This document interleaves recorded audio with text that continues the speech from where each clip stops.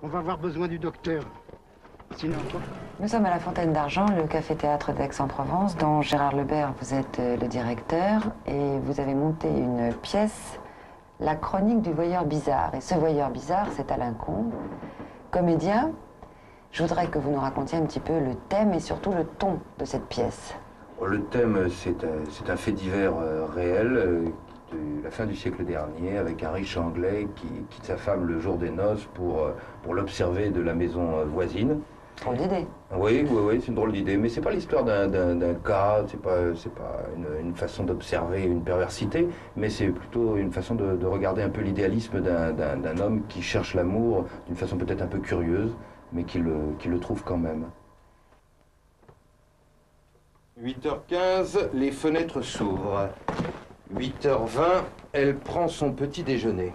Voyons, 2 toasts, 1 minute 30.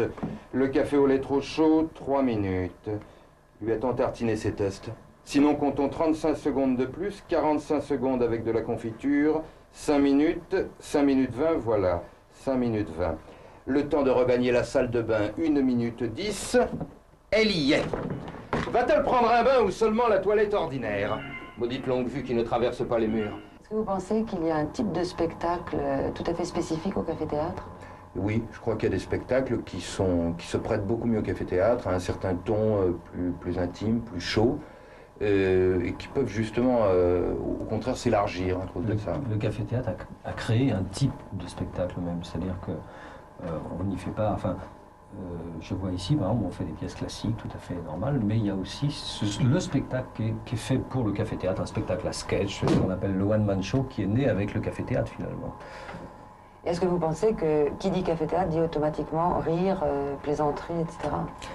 Bien, je crois qu'actuellement à Paris, on a l'air de penser un peu comme ça, ce qui n'était pas le vrai dans les années 70, enfin là, au balbutiement du café-théâtre, on faisait des pièces d'auteurs, de nouveaux auteurs, il y avait une recherche qui, à mon avis, a disparu. Et c'est la chance un peu que l'on a en Provence, et en province même, c'est de pouvoir continuer ceci et de faire quand même un travail qui a une certaine recherche, une certaine exigence. Alors au-dessus du café-théâtre qui est dans la cave de votre local, vous avez une crêperie. Et est-ce que ça joue un rôle dans la venue du public, justement, de faire en même temps restaurant? Vous savez, c'est un peu un tout, finalement. Et puis, bon, il faut bien partir de certaines réalités, c'est-à-dire qu'on ne peut pas vivre d'un café-théâtre. On est contraint à toutes les charges sociales, le GRIS, la sécurité sociale, enfin, on ne va pas ennuyer les gens avec ça, mais ça existe.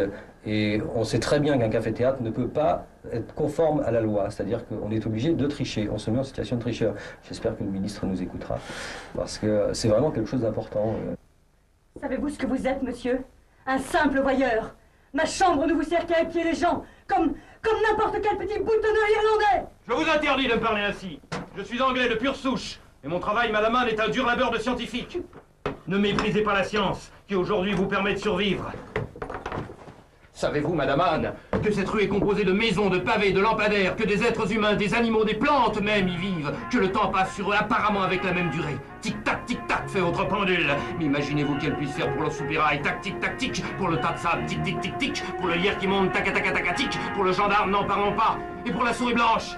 Oui, pour la souris blanche, quelle est la durée, comment passe le temps et par quel signe? N'est-ce pas, madame Anne, pour la souris blanche? Vous êtes un monstre, un savant fou. Vous avez raison, madame Anne, il n'y a que des souris grises.